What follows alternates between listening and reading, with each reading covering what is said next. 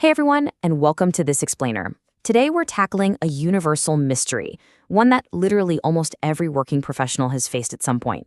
I'm talking about the case of the shrinking paycheck. You know the feeling, right? You negotiate this great salary, you do the math in your head, and then you look at that very first direct deposit and think, wait a minute, where on earth did the rest of it go? Well, today we're going to decode the whole shebang. Okay, let's dive into this. Here's a quick roadmap of what we'll cover today.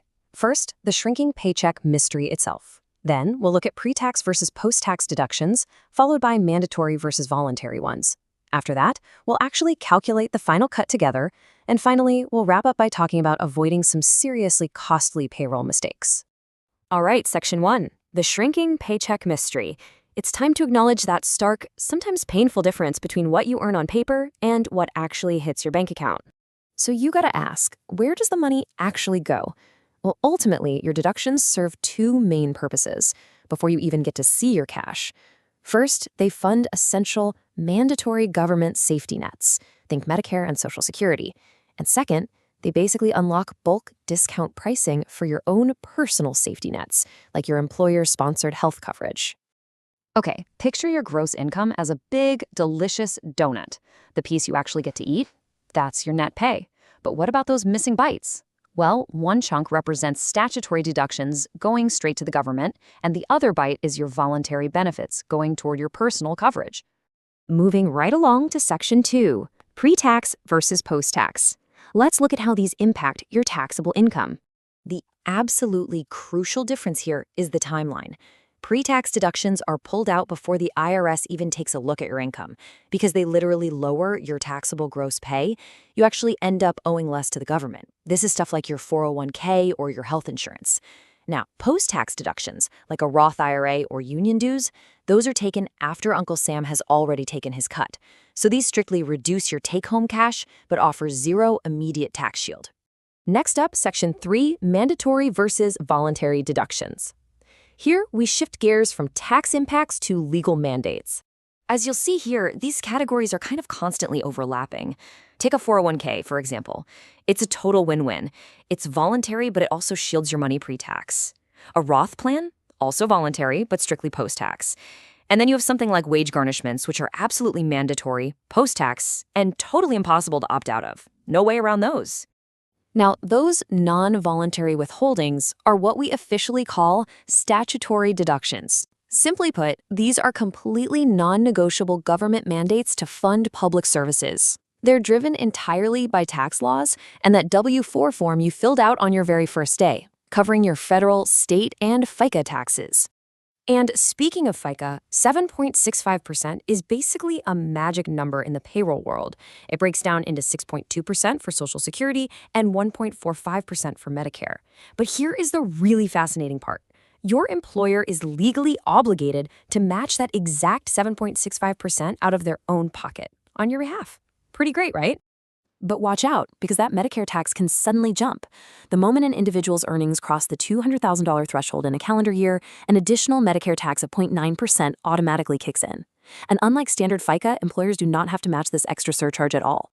On the flip side of all that, we have voluntary deductions. But hey, voluntary still comes with a lot of strict rules. Employers cannot legally withhold a single cent for optional things like health plans or life insurance without your explicit written consent.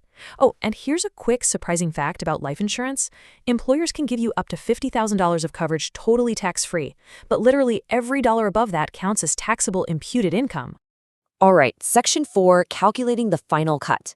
We've sorted all our deduction buckets, so let's walk through the actual mathematical journey of processing a paycheck. Let's watch a paycheck shrink in real time, step by step. First, you take the gross pay and immediately slash it by your pre-tax contributions. Second, that newly lowered number gets hit by federal income tax based on your W-4. Third, we carve out that 7.65% FICA tax we just talked about, plus any extra Medicare surcharges if you happen to be a high earner. Then, state taxes take their bite. And finally, you subtract any post-tax items like union dues or garnishments. After all those layers are peeled away, you are finally left with your actual net take-home pay. And finally, Section 5, avoiding costly payroll mistakes. Because for an employer, That 6-step process we just went through is an absolute compliance minefield. Without automated software, businesses can stumble into traps so easily.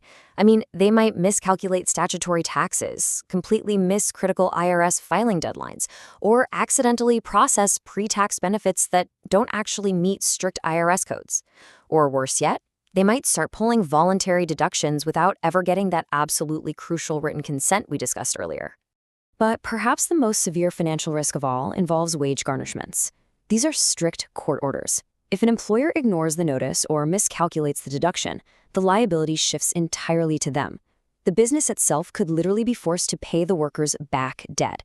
At the same time, though, they have to balance this with federal laws that actually cap how much can be taken out, just to ensure the employee still has enough money to live on. Another massive trap is passing the buck. It is basically the golden rule of payroll. Incorrect deductions often happen because employers charge workers for overhead that they should be paying themselves.